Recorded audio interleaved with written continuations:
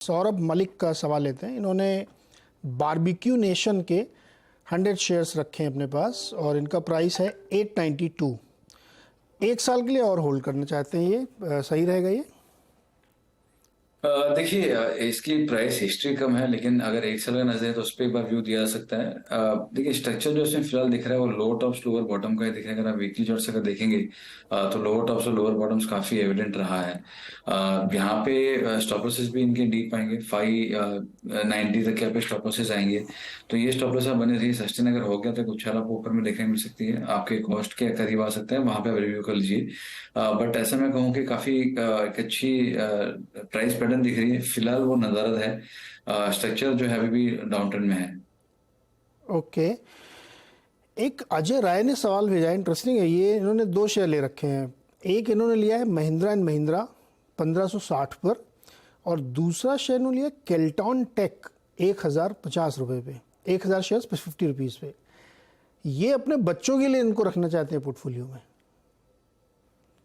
देखिए, अगर मैं कहूँ लॉन्ग टर्म का 5 साल 10 साल है उसका नजरिया है, तो मेरे हिसाब से आप महिंद्रा महिंद्रा में बने रह सकते हैं। एक अच्छा अपस्विंग में है, और series of higher top higher bottom फिलहाल बन रहा है, तो वो हिसाब से आप इसमें बने रह सकते हैं।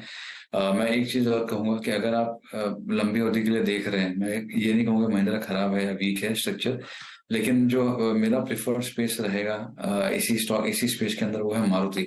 और जहाँ पे स्टॉक जो है अपने 15 साल के राइजिंग चैनल पे है, सपोर्ट अच्छा बन रहा है, ब्रेकआउट फिलहाल देखने मिला है, तो यहाँ से डाउनसाइड जो है रिस्ट्रिक्टेड होगी। डाउनस्विंग्स आपको देखने मिल सकते हैं 10-15% के। बट अगर मैं लॉन्ग टर्म अपट्रेंड की अगर बात करूं तो मारुति का स्ट्रक्चर जो है वो मच बेटर है। नॉट दैट कि महिंद्रा वीक है, मैं ये नहीं कह रहा हूँ, लेकिन अगर मैं कंपेयर करूँ मारुति का स्ट्रक्चर मच बेटर है। हमने अपने क्लाइंट्स को भी यहाँ पे बड़ी अपसाइड के लिए मारुति ही दिलवाया है, तो मेरा प्रेफर स्पेस मारुति होगा। लेकिन अगर इनको महिंद्रा में भी रखना है, आप बिल्कुल बने रह सकते हैं, इसमें भी दिक्कत की बात इसमें नहीं आ रही है। वहीं अगर हम बात करें केल्टन टेक सॉल्यूशंस की, वहां पे भी अगर आप लॉन्ग टर्म का चार्ट देखेंगे 4 से 5 साल का अवेलेबल, तो मैं आपको 2 साल की एक पोजीशन दे पाऊंगा। यहाँ पे ओवरऑल जो है एक हर्डल आपको देखने मिलेगी टुवर्ड्स 110-115। इसके ऊपर अगर सस्टेन अगर करता है तो एक अच्छा ब्रेकआउट आपको देखने मिल सकता है, स्टॉक जो है एक नई रैली जो है वो शुरू कर सकता है। तो मुझे लगता है कि यहाँ पे बने रहिए, लेकिन जो आपका असली मोमेंटम शुरू होगा that will happen above close of 115। Okay, तो ये है केल्टॉन टेक पे भी राय आपके लिए। हिल पटेल, इंटरेस्टिंग आइडिया इनकी। एसबीआई लाइफ के शेयर्स इन्होंने रखे हैं 700 के भाव पर, 6 महीने के लिए जानना चाहते हैं एसबीआई लाइफ। देखिए, अगर आप पिछले 4 से 5 महीने का अगर चार्ट देखेंगे तो स्टॉक जो है एक रेंज में रहा है। तो अगर 5-6 महीने से स्टॉक रेंज में है तो अगले 6 महीने के लिए आप प्रोजेक्शन लेंगे तो सही नहीं रहेगा। दूसरा, अगर मैं इसमें देखूं तो 2020 के शुरुआत से या 2021 एंड से अगर आप देखें तो पिछले 17-18 महीने से स्टॉक जो है एक राइजिंग चैनल में ट्रेड कर रहा है, जिसके अभी मौजूदा स्तर जो है, हर्डल जो है वो आपको 1400 के आसपास में देखने मिलेंगे। तो यहाँ पे अगर आप सोचे प्रोजेक्शन किया आएगा तो जो उसका हर्डल है वो अटेम्प्ट कर सकता है, विच इज 1400-1410। यहाँ पे 1300 पे मैं अगर मुझे फ्रेश बाइंग के लिए कहें तो मैं बिल्कुल अवॉइड करूंगा। है तो आप बने रह सकते हैं, बट स्ट्रक्चर बहुत अग्रेसिवली स्ट्रांग लगे वो फिलहाल यहाँ पे नहीं है।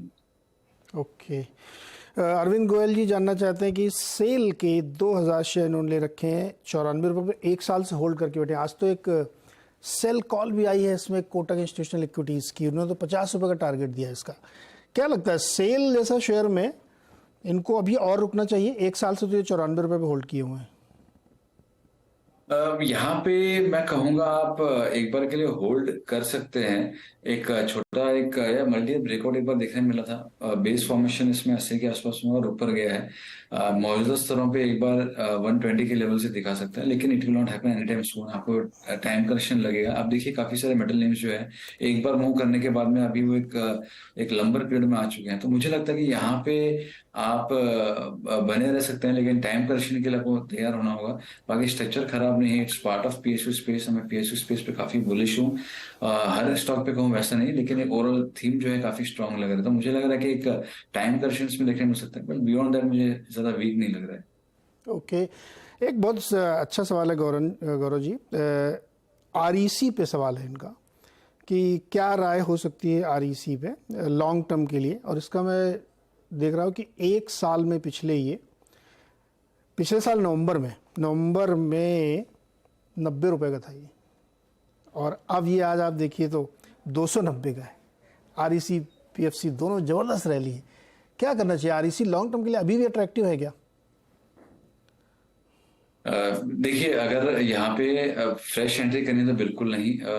अराउंड अप्रैल या मई में, अप्रैल में हमने रिपोर्ट निकाली थी। जैसे मैंने आपसे कहा कि मैं PSU पे काफी बुलिश रहा हूँ, तो उसमें हमारे रिपोर्ट के पार्ट था PFC। उसके 15-20 दिन, एक महीने में मैंने एक फ्रेश रिकमेंडेशन निकाला था REC पे, जहाँ पे मेरे टारगेट जो थे वो 2.5 से 3 गुना के थे। तो इसके टारगेट्स REC के तो आते हुए दिख रहे हैं। और PFC भी ऑलमोस्ट डबल हो चुका है। अभी थोड़ा कॉर्पोरेशन हुआ था, बट मुझे लग रहा है कि दोनों होल्ड करके आप चल सकते हैं। फ्रेश एंट्री की मैं सलाह नहीं दूंगा मैं, बट अगर है तो आप होल्ड कीजिए। है तो होल्ड करिए, फ्रेश एंट्री अभी मत कीजिए। उन्नाव से राहुल प्रजापति का सवाल है, शिपिंग कॉरपोरेशन ऑफ इंडिया 101 पर और NBCC 37 रुपये पर ले रखा है, बने रहे इन दोनों में? देखिए, शिपिंग कॉर्पोरेशन बिल्कुल बने रहिए। रिसेंटली जब हमने थोड़ा सा प्रॉफिट बुक करवाया था PSU बैंक्स में, हमने जो कन्वर्ट करा है क्लाइंट्स को, वो शिपिंग कॉर्पोरेशन में ही करा है, अराउंड 120-125 पे। यहाँ पे भी जो मेरे लक्ष्य हैं वो काफी ज्यादा है, 250 के ऊपर के मेरे लक्ष्य हैं, तो यहाँ पे बिल्कुल बने रहना चाहिए। काफी बड़ा ब्रेकआउट हुआ है, काफी मेजर ब्रेकआउट हुआ है।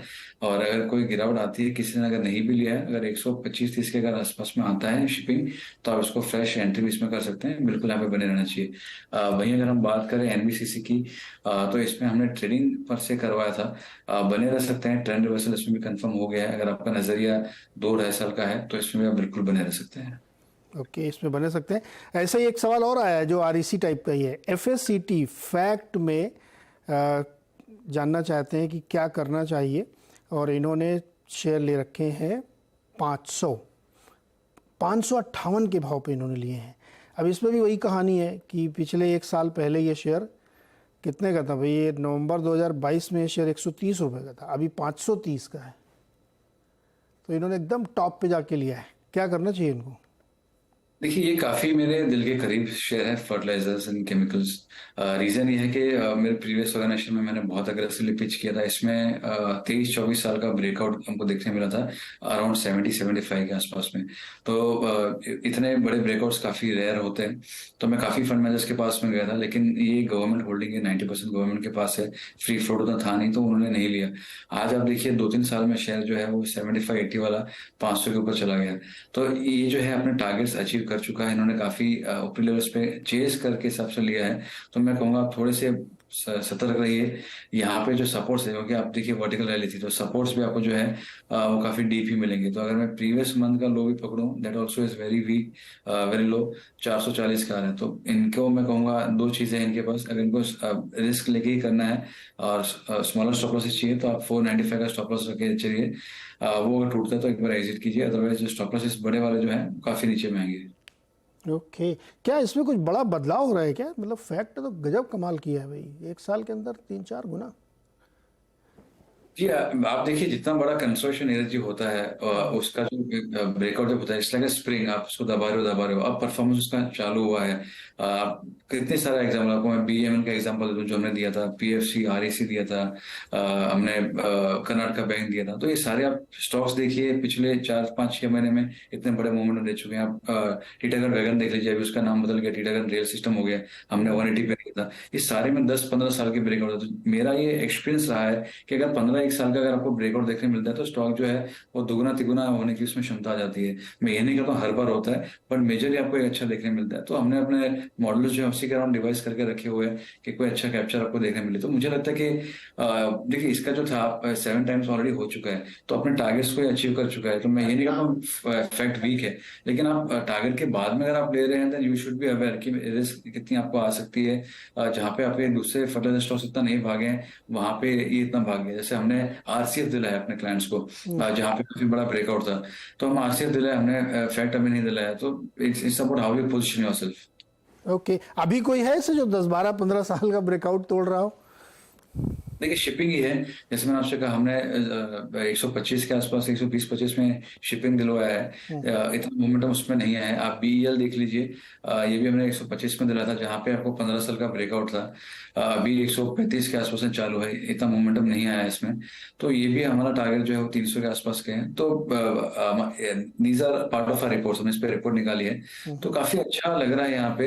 लेकिन नीरज जी बात ऐसी होती है कि रिस्क मैनेजमेंट एक इंडिविजुअल कैपेसिटी पे होता है कि मैं कहूँ अगर अच्छा लग रहा है दुगुना तिगुना तो आप सारा पैसा इसमें डाल दो, वैसा नहीं होता। दूसरा, you should be ready for volatility. अगर मैं यहाँ से 100% 200% के अपसाइड के लिए देख रहा हूँ और मैं नीचे में 10% का एक लोअर लेवल्स भी देखने के लिए रेडी नहीं हूँ, तो ये स्टॉक्स या इस तरह के सेटअप्स आपके लिए नहीं होते। जितना बड़ा सेटअप होगा, जितनी बड़ी आपकी पोटेंशियल अपसाइड होगी, आपका रिस्क रिवॉर्ड भी उतना प्रोपोर्शनेटली बड़ा रहेगा। तो ये सोच के अगर वो काम करता है तो काफी अच्छा पैसा बन सकता है। इंटरेस्टिंग है, तो ये ध्यान रखिएगा और अपनी कैपेसिटी, अपना रिस्क और ये सारे फैक्टर्स जरूर ध्यान रखिएगा। छोटे से एक ब्रेक लेते हैं, वापस तुरंत आएंगे। सवाल है मधु बिष्ट का। इन्होंने 2 शेयर लिए हैं। बजाज फिनसर्व 80 शेयर हैं 1684 पे, और आरती इंडस्ट्री 60 शेयर हैं 675 पे। 1 साल से लगभग होल्ड कर रही हैं। इनका सवाल है कि क्या कभी इनके बाइंग प्राइस से ऊपर जाएंगे ये? देखिए बजाज फिनसर्व की अगर बात की जाए तो एक अच्छे अप ट्रेंड में है, काफी स्ट्रॉन्ग अप ट्रेंड में है और एक राइजिंग चैनल में ये ट्रेड कर रहे हैं। तो मुझे यहाँ से करेक्शन कम लग रहा है। करेक्शन इनफेक्ट अगर आता है तो मैं इस पे एक रिपोर्ट के माध्यम से बाय करने की भी इसमें सोच रहा हूँ। तो यहाँ पे अभी तक करेक्शन आ नहीं रहा है। अगर आप देखेंगे पिछले 2021 से अगर आप देखिए तो एक रेंज में चल रहा है जहाँ पे 1935-40 का हर्डल है और नीचे में 1100 का एक सपोर्ट है। तो एक रेंज में ट्रेड कर रहा है। मुझे लगता है कि इसमें टाइम करेक्शन आपको देखने मिल सकता है। बट अगर आपका नजरिया 2-2.5 साल का है तो काफी अच्छी अपसाइड आपको देखने मिल सकती है बजाज फिनसर्व के अंदर। इनफैक्ट बजाज फाइनेंस में भी हम लोग सोच रहे हैं बाय करवाने के लिए। वीकली क्लोज अगर बजाज फाइनेंस में अगर आती है, it's not part of portfolio, but अगर 8050 की क्लोज आती है तो 1000 पॉइंट का ब्रेकआउट आपको बजाज फाइनेंस में देखने मिल सकता है। तो अगर उसमें ब्रेकआउट आया, मोमेंटम आया, तो उसका एक पुश जो है बजाज फिनसर्व में भी देखने मिल जाएगा। तो मुझे लग रहा है कि एक जो इनर्शिया में ये ट्रेड कर रहा है बजाज फिनसर्व, तो वो एक अच्छी अपसाइड आपको यहाँ पे देखने मिल सकती है। तो आप बिल्कुल बने रहिए, यहाँ पे दिक्कत की बात नहीं है। वहीं अगर आरती इंडस्ट्रीज की बात की जाए तो यहाँ पे मुझे लग रहा है कि एक काफी हद तक इसमें करेक्शन जो है वो हो चुका है खत्म। आप अगर इसके डेली चार्ट्स अगर देखते हैं स्पेशली, तो यहाँ पे आपको देखने मिलेगा कि एक डबल बॉटम बना था इसके अंदर, छोटा सा डबल बॉटम बना था। अभी फिलहाल नेकलाइन को रिटेस्ट कर रहे हैं। तो जब तक ये सस्टेन कर रहे हैं 445 को, यहाँ पे एक ट्रेंड रिवर्सल के आसार हैं और स्टॉक जो है पर ऊपर जा सकता है। तो बने रहिए। आरती प्राइमली आपको थोड़ा सा वोलेटिलिटी दिखा सकता है, but I think Bajaj Finserv थोड़ा ज्यादा स्टेबल रहेगा। तो आप दोनों में बने रहिए। ओके, मृत्युंजय सिंह का सवाल है कि इमामी के 50 शेयर्स हैं 430 पे, और टाटा स्टील के 600 शेयर्स हैं 106 पे। लॉन्ग टर्म के लिए इन्होंने लिए हैं, लेकिन टारगेट स्टॉप लॉस जानना चाहते हैं। देखिए अगर आपने टाटा स्टील अगर लिया है तो 104 पे हमने भी बाय करवा था। We are currently out of the stock क्योंकि हमारा लंबे अवधि का नजरिया नहीं था। इसमें एक बड़ा ब्रेकआउट हमको देखने मिला था। उसके जो सपोर्ट्स हैं वो 85-90 के हैं। तो अगर आपका नजरिया लंबी अवधि का है, अभी के लिए अगर आपको चाहिए तो आप 100 रुपए का स्टॉप लॉस लगा लीजिए। लेकिन मेजर सपोर्ट जो है 85-90 का है। और अगर यहाँ से अपसाइड की अगर बात की जाए तो ये स्टॉक जो है वो एक बार इजिली 175-180 एक बार दिखा सकता है। ये मैं अगले 2 साल के लिए बात करूँ, उससे ज्यादा भी जा सकता है। तो आप बने रह सकते हैं। वहीं अगर मैं इमामी की अगर बात करूं, लॉन्ग टर्म सेटअप की बात करूं, तो इसमें फिलहाल ब्रेकआउट आना बाकी है। तो मैं आपको यहाँ पे सुझा नहीं पाऊंगा कि इसके टारगेट्स क्या आएंगे, क्योंकि काफी अच्छा ब्रेकआउट जो है स्टॉक में 685-690 पे है। तो जब वहां पे वीकली या मंथली ग्रोथ 685-690 की अगर आएगी, तब यहाँ पे अच्छे मोमेंटम पे देखने मिलेंगे। स्टॉक जो है फिर 1000 रुपीज भी दिखा सकता है। जब तक वो नहीं करेगा, एक ये थोड़ा रेंज में रहेगा। यहाँ पे अगर मैं सपोर्ट इसमें देखने का कहूँ तो 450 का जो है वो आपका सपोर्ट होगा। अगेन जैसे मैंने कहा, ये एक मेजर सपोर्ट नहीं है, लेकिन एक 34 ईएमए का सपोर्ट जो है मंथली चार्ट्स में वो वहीं पे आ रहा है। ओके, इंटरेस्टिंग ये है। इसको एक बार 600 से ऊपर का टारगेट हासिल कर दीजिए, उसके बाद इसमें लॉन्ग टर्म टारगेट बनेंगे। सरोज कुमार तिवारी के पास इंजीनियर्स इंडिया के शेयर हैं 78 रुपये वाले, और टाटा मोटर्स के शेयर हैं फिर 550 वाले। 6 से 1 साल के लिए रखना चाहते हैं। इंजीनियर्स इंडिया का बुक कर लीजिए, सिंपल सा लॉजिक है। ये हमने अपने क्लाइंट्स को अगेन दिलाया था अराउंड 100। जैसे मैंने कहा पीएसयू पे काफी बुलिश है, तो हमारी मेजर जो ट्रेडिंग हुई है, इन्वेस्टमेंट हुई है, 72% हमने पीएसयू पे ही दिलवाया है। आई डोंट थिंक ऐसा कोई पीएसयू रहेगा जो हमने उसमें निवेश ट्रेड नहीं किया हो। तो यहाँ पे अगर मैं कहूँ तो ये मोमेंटम आ चुका है। ब्रेकआउट इसमें जो था 100 का, उसका टारगेट्स भी आ चुका है। मल्टी ईयर फॉलिंग चैनल का रेजिस्टेंस जो है वो भी अभी आ रहा है टुवर्ड्स 160 तो यहाँ प्रॉफिट बुक के लिए बेहतर होगा। ऑप्शन यहाँ पे लिमिटेड लग रही है, ब्रेकआउट आने के बाद में फ्रेश एंट्री लेना वो बेहतर होगा, तो यहाँ पे एक बार उसको आप बुक कर लीजिए। मेरे हिसाब से वो सही राय होगी। दूसरा आपने कौन सा स्टॉक कहा? एक टाटा स्टील था और टाटा मोटर्स और एआईएल। टाटा मोटर्स। टाटा मोटर्स बिल्कुल आप बने रहिए, ये भी हमने 550 पे अपने क्लाइंट्स को दिलाया है। तो टाटा मोटर्स एंड मारुति, ये हमने क्लाइंट्स को एटलीस्ट 50% अपसाइड के लिए दिलाया है। एक अच्छा ब्रेकआउट हमको देखने मिला था मंथली चार्ट पे, 5-6 साल का इसमें ब्रेकआउट है। यहाँ से जो मेरे टारगेट्स हैं वो 900 रुपीज के हैं, 850 to 900, तो यहाँ पे आप बिल्कुल बने रह सकते हैं, कोई दिक्कत की बात नहीं है। ओके, तो टाटा मोटर्स में बने रह सकते हैं, होल्ड किया है इसमें। गौरव सर, बहुत बहुत शुक्रिया जुड़ने के लिए और दर्शकों की मदद करने के लिए आज के लिए। फिलहाल एक छोटा सा ब्रेक लेंगे, अगला शो होगा खिलाड़ी नंबर 1, और इस बीच मार्केट लगभग वैसे ही बना हुआ है, कमज़ोर ट्रेड होता हुआ इस पर देखने को मिल रहा है। चलिए छोटा सा ब्रेक, उसके बाद खिलाड़ी नंबर 1। बता दें कि मनी कंट्रोल पर दिए गए विचार एक्सपर्ट्स के अपने निजी विचार होते हैं। वेबसाइट या मैनेजमेंट इसके लिए उत्तरदायी नहीं है। यूजर्स को मनी कंट्रोल की सलाह है कि कोई भी निवेश निर्णय लेने से पहले सर्टिफाइड एक्सपर्ट की सलाह लें।